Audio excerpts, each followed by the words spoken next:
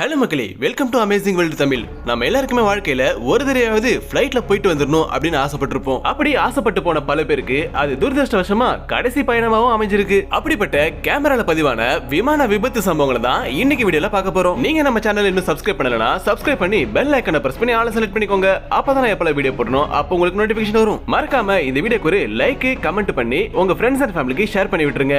வாங்க அப்ப வீடியோக்குள்ள போலாம்.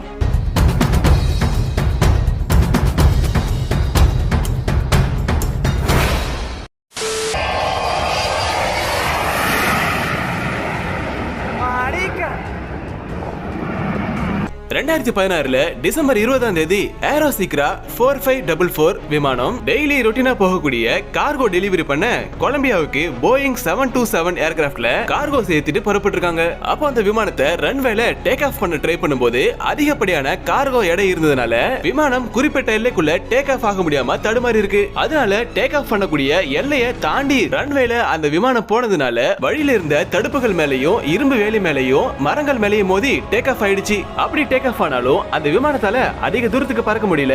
ஏன்னா அந்த விமானத்தோட அடிப்பகுதியில பலமா டேமேஜ் ஆயிடுச்சு. அதனால அந்த விமானம் செயல் இழந்து அங்கேயே ஒரு வயல் பகுதியில விழுந்து வெடிச்சிருச்சு.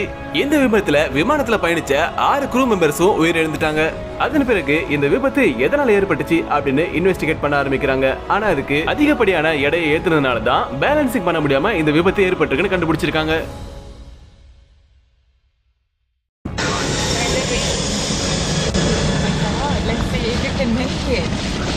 It's a bit shaky there. A bit shaky? Yeah. It's like... Guy's having a hard time. Oh my God! It's crashed. Oh my God. Oh my God. Oh my God. 1999 August மாசம் China airlines flight 642 வழக்கமான ட்ரிப்பான தாய்லாந்துல இருந்து டாய்வானுக்கு புறப்பட்டிருக்கு. ஆனா அன்னைக்குன்னு பார்த்து weather condition ரொம்பவே மோசமா இருந்திருக்கு. இதனால பல விமானங்கள் அங்க தரையிறங்கிறதுக்கும் டேக் ஆஃப் பண்றதுக்கும் ரொம்பவே சிரமப்பட்டு இருந்திருக்காங்க. இந்த நிலைமையில தான் சைனா ஏர்லைன்ஸ் 642 தாய்வான்ல தரையிறங்க ட்ரை பண்றாங்க. விமானத்துல அதிக அளவு ஃபியூவல் இருந்ததுனால தரையிறக்கும் போது ஏதாச்சும் அசம்பாவிதம் ஏற்பட்டா பெரிய விபத்து ஏற்படும் அப்படின்னு அவங்களுக்கு தெரிஞ்சிருக்கு.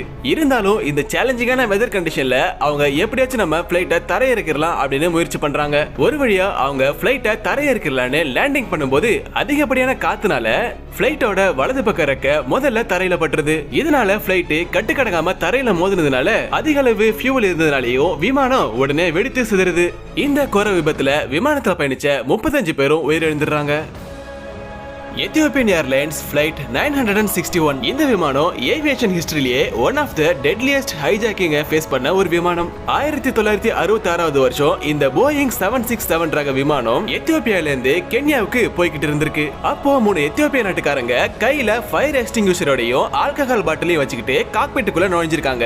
அவங்க கிட்ட பாம் இருக்கிறதாகவும் பைலட்ஸ் கிட்ட சொல்லிருக்காங்க. அவங்களோட கோல் என்னன்னா ஆஸ்திரேலியாவில் உள்ள சீக்கிஸ் ஐலாண்டுக்கு போகணும்னு சொல்லிருக்காங்க. அவங்க கையில ஒரு கோடாரி வேற வச்சிருந்து இருக்காங்க. ஆனா பைலட்ஸ் என்ன சொல்லிருக்காங்கன்னா ஆஸ்திரேலியா போற அளவுக்கு ஃளைட்ல ஃபியூவல் இல்ல அப்படின்னு சொல்லிருக்காங்க. ஃளைட்ல போதுமான ஃபியூவல் இல்லாததுனால பைலட்ஸ் கொமாரோ ஐலாண்ட்ல பிளேனை லேண்ட் பண்ண முடிவு பண்றாங்க. ஆனா அதுக்குள்ளே விமானம் கட்டுப்பாட்டை இழந்து கடல்லயே விழுந்துருது. இந்த விபத்துல விமானத்துல பயணிச்ச 175 பேர்ல 125 பேர் அவங்களோட உயிரை இழந்துடுறாங்க. இந்த விபத்து வீடியோ கடற்கரையில குளிச்சிட்டு இருந்த டூரிஸ்டால ரெக்கார்ட் செய்யப்பட்டது. 2013 வருஷம் ஜூலை 6 ஏசியானா ஃபிளைட் 214 போயிங் 777 சவுத் கொரியாவில இருந்து சான் பிரான்சிஸ்கோ இன்டர்நேஷனல் ஏர்போர்ட்டுக்கு வந்திருக்கு.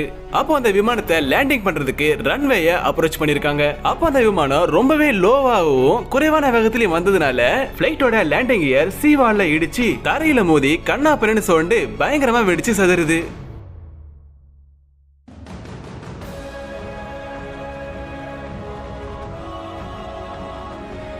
நல்ல வேளையா ஃளைட்ல பயணிச்ச 307 பேர்ல 187 பேருக்கு மட்டும் காயம் மட்டும் ஏற்பட்டிருக்கு. வேற யாருக்கும் உயிரிழப்பு ஏற்படல.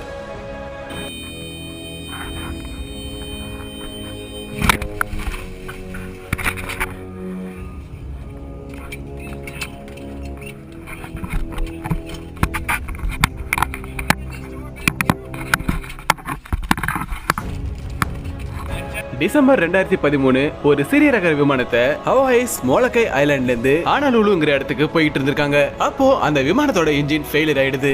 அது ஒரு சிறிய ரக விமானங்கிறதுனால பைலட் ஃபெர்டினாண்ட் பென்டாஸோட சேர்ந்து 8 பயணிகள் பயணிச்சிருக்காங்க.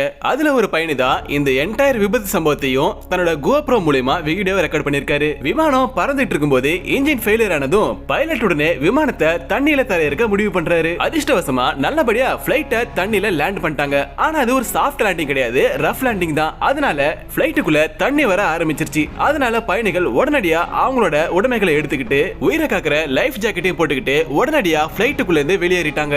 இந்த விபத்துல 7 பேர் எந்தவித காயமும் இல்லாம உயிர் தப்பிச்சிட்டாங்க. ஆனா லோரெட்டா ஃபைடிங்கிறவங்க ஹார்ட் அட்டாக் ஏற்பட்டதுனால அங்கேயே உயிர் இழந்துறாங்க. அவங்க ஒரு ஹவாயோட state department of health director. விமானத்தோட இன்ஜின் ஃபெயிலியர் ஆனதுனால என்ன ஆக போதுங்கிற பயத்திலே அவங்களுக்கு ஹார்ட் ஃபெயிலியர் ஆயிருக்கும் போல. மத்த பயணிகள் எல்லாம் லைஃப் ஜாக்கெட் போட்டுக்கிட்டதுனால ஃபிளைட்ல இருந்து வெளியே வந்து தண்ணியில மிதந்துட்டு இருந்தாங்க. அவங்களை காப்பாத்த ரெஸ்கியூ டீமும் வந்துச்சு.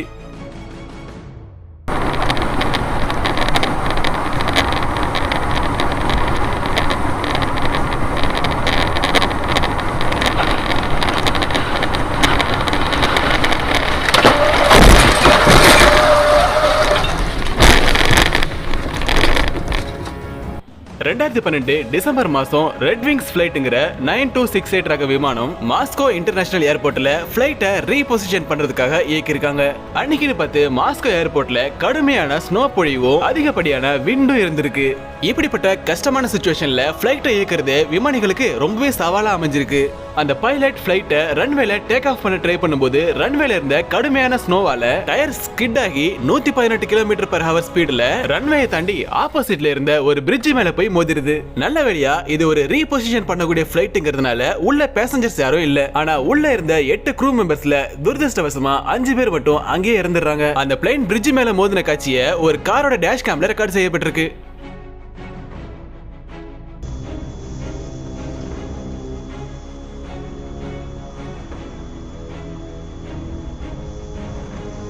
இப்ப நீங்க பாக்குறதுக்கு என்னடா அந்த விமானம் பறக்காம ஒரே இடத்துல அந்த இடத்துல மிதக்குது அப்படின்னு தோணும். ஆனா அதுக்கப்புறம் என்ன நடந்துச்சுன்னா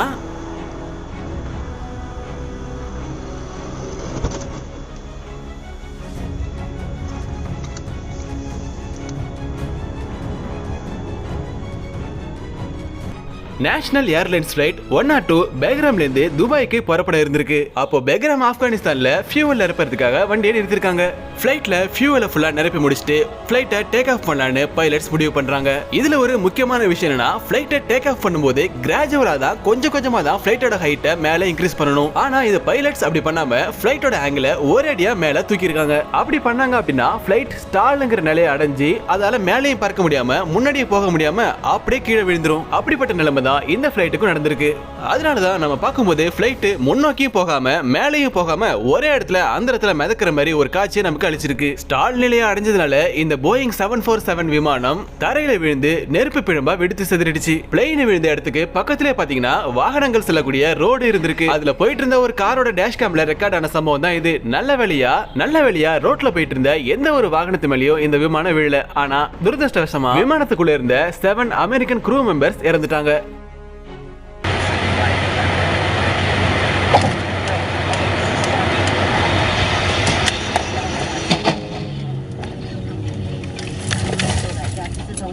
被马来西亚，就说他的儿子什么什么都是他被逼他逼死毒死，所以他才登上这个后位。好恐怖哦！因为